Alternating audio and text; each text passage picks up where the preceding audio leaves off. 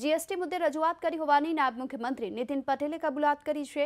ABP અસ્મિતા સાથે નીતિન પટેલે ખાસ વાતચીતમાં કહ્યું છે જીએસટીના વિરોધથી ભાજપને રાજકીય નુકસાન નહીં થાય।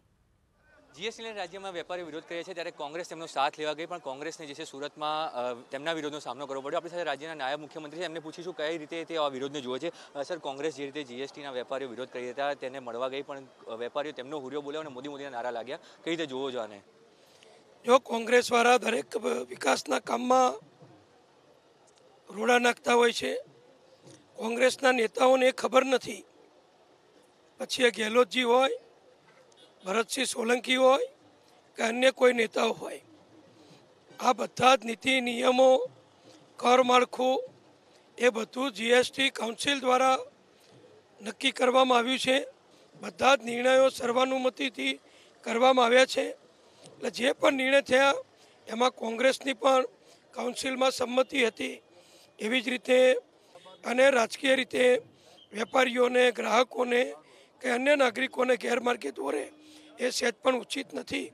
સુરતમાં વેપારીઓ કાપડના જે અત્યારે એમનો વિચાર વ્યક્ત કરી રહ્યા છે, જે આંદોલન દ્વારા સરકાર સુધી એમની લાગણી પહોંચાડવાનો પ્રયત્ન કરે છે, એનો રાજકીય લાભ ખાટવા માટે કોંગ્રેસના પ્રભારી અને પ્રમુખ વગેરે ગયા, ત્યાં વેપારીઓએ એમનો હુરિયો બોલાયો, વેપારીઓએ એમનો વિરોધ કર્યો અને વેપારીઓએ મોદી સાહેબનો જય જયકાર કર્યો। એટલે કોંગ્રેસીઓએ સમજી લેવું પડે કે જીએસટી દેશના હિતમાં છે। વેપારીઓનો વિરોધ છે એને તમે સોલ્વ કરવાની વાત આપી, કેવી રીતે ખાતરી આપો છો અને કઈ રીતે સોલ્વ થશે અને શું આગામી ચૂંટણીમાં એનું કોઈ નુકસાન ભાજપને થશે? જો ફરી તમને પણ કહું, આખા દેશનો કાયદો છે, દરેક રાજકીય પક્ષોએ સર્વાનુમતે પસાર કરેલો કાયદો છે, દરેક રાજ્યમાં દરેક પક્ષના નાણામંત્રીઓ મંજૂરી આપેલો, દરેક રાજ્યની વિધાનસભાએ મંજૂરી કરેલો કાયદો છે। એટલે આમાં કોઈ રાજકીય રીતે જોવાની જરૂર નથી।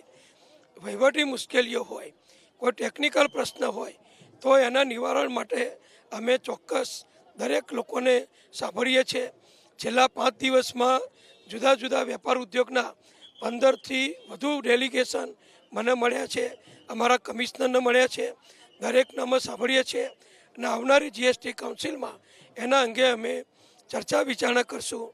જેટલું વ્યાજબી જરૂરીને શક્ય છે એટલું ચોક્કસ કાઉન્સિલમાં નિર્ણય કરવામાં આવશે। આભાર નીતિનભાઈ। તો આ હતા રાજ્યના નાયબ મુખ્યમંત્રી, જેમણે સ્પષ્ટપણે કહ્યું કે જીએસટીને લગતા જે પણ પ્રશ્નો છે તેનો ઉકેલ લાવવાનો રાજ્ય સરકાર પૂરો પ્રયાસ કરશે અને જીએસટી કાઉન્સિલમાં પણ આ મુદ્દાઓ રજૂ કરવામાં આવશે। આનું કોઈ રાજકીય નુકસાન નહીં થાય તેવો પણ તેમણે દાવો કર્યો। કેમેરામેન હિરેન જોશી સાથે બ્રિજેશ જોશી, એબીપી અસ્મિતા, અમદાવાદ।